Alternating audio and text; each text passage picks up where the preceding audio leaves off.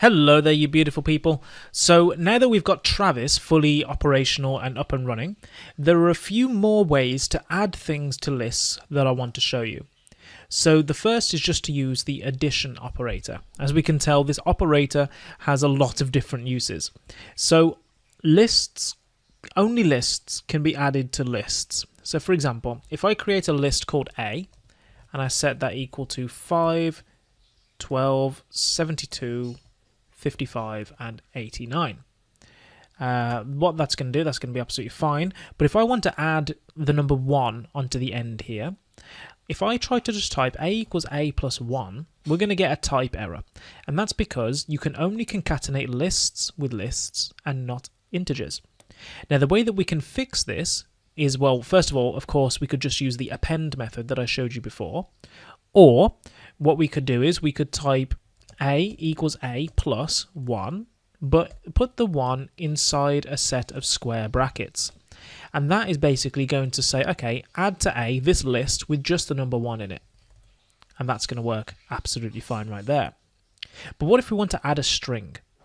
So if I try to do A equals A plus BCD, let's say, this is still going to give a type error because you can only add lists to lists and not strings. However, because strings are an iterable data type, there are two ways to fix this issue.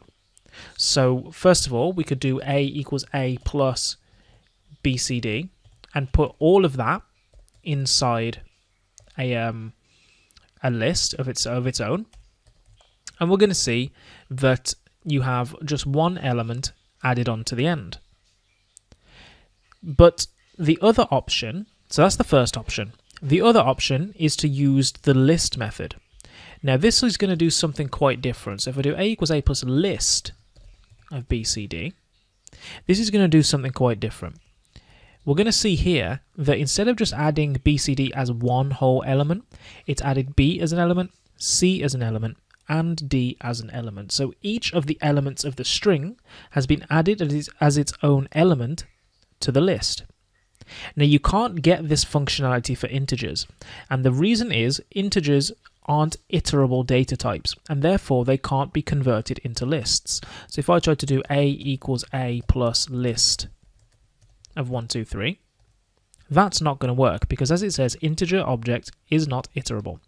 But numbers are also kind of easy to work with in the sense that all we'd have to do is type A equals A plus 1, 2, 3, like that. And that would add them individually on the end.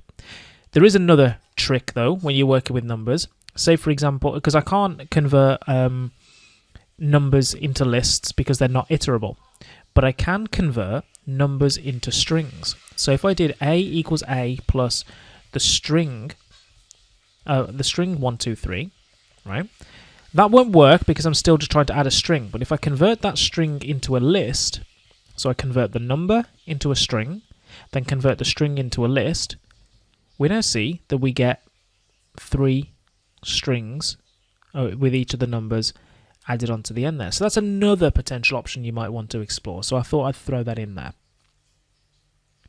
So let's just reset A really quick to avoid any confusion as we go forward. So A is this, and we just press enter to copy it to the next line. A equals. So what if I wanted to add a list of numbers, right? So instead of just doing A equals A plus 5, 6, 7, 8, let's say, that's just going to add them all individually. So what if I wanted to add this list as its own element? So the way that I'd do that is I'd go A equals A plus that 5, 6, 7, 8, just like we did before, but we're going to put another square bracket around it. And that is going to put a square bracket basically around that list and add it as its own element. So now it should be the final element of the list. So if I do A minus 1 to get the final element, we see that we get that list out. So that's a way that you can do that. That's how you can add in extra lists as their own elements. Alternatively, you could just use the append method to do that. So a.append the list. Let's try another one. 10, 11, 12, and 13.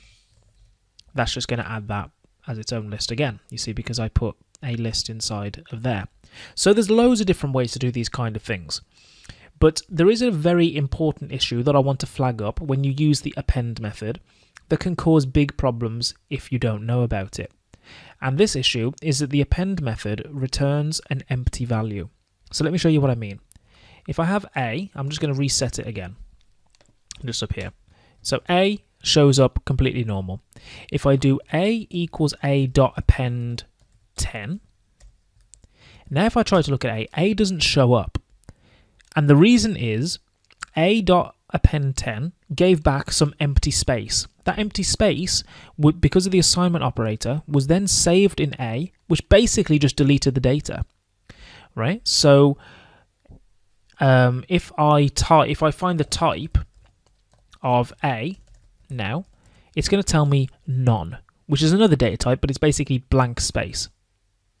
If I show you the type of A dot append 10, what is the type that A dot append 10 gives back? Well, actually, it's not going to work because I can't append anything to an empty list. So let me just make a blank list like this. Now, if I do try and find the type, it's going to tell me none, right? Because the type of whatever the append method gives back is none, and we saved that none into A, which basically deleted the whole thing. So that's something to really be aware of. Now, at the minute, I'm just showing you how you can add things to the end of lists. But what if we kind of wanted to insert something at any point in the list? Let's just make A long again. Let's make it what it was before. Okay, so now we've got our original, we've now got our original A back. Let's say we wanted to insert 100 between the number 12 and the number 72.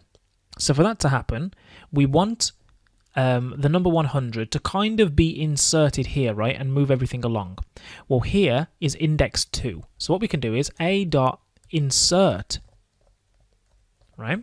They use the insert method. We want to insert at index 2 the number 100. And if I show you that now, we can see that the insert A is inserted 100 at index 2. And you can also insert slices. So if I do A dot insert at index 2, let's say we wanted to insert 10, 20, 30, like that. We've kind of put in together, we've inserted the whole list at index 2. So that's something to bear in mind right there as well. So insert is something else that's very useful. But notice as well, I'm not typing A equals A dot insert, let's say 250 or 60. Because if I do that, now A has been deleted again, because this method, again, has returned none, and that's been saved in A, unlike string methods where you do need to do this. And the reason is lists are mutable data types, not immutable, they are mutable, which means they can be changed after you've defined them. If I had a string and I had it as 1, 2, 3, I can't change this. So let's try and turn the letter 1 into 5. It's going to give me an error. String object does not support item assignment. But if I had a list called A and I had that as 1, 2, 3, and I tried to change the first letter of A to be 5, that's possible, okay, because lists are mutable, strings are immutable. So in this insert method and the append method and methods like that, list methods, it's kind of changing the list behind the scenes, and that means you don't need to reassign A to the new value. So you don't need to type A equals A dot append 5, because if I do that, A has been, it's been turned into a non-type. Same goes for the insert method. So just be aware of those things right there. So over the last few lectures, you've now built a security system. You've learned how to combine data structures and logic by using the in keyword. And you also now know how to create lists, how to add things to lists, how to remove things from lists, which, by the way, the remove method as well, if I did A equals A, let's just make a thing called A123. If I did A dot remove 3, that's going to work fine. But if I try to do a equals a dot remove 2, again, that's also done the none. So bear in mind that all these list methods pretty much work the same. So you now know how to add and remove things from lists, how to create them, how to use them with logic, and you also know a few things to watch out for. So well done. I mean, we're pretty much there with understanding how lists work. So up next, we have Python's second type of data structure, which is called the tuple.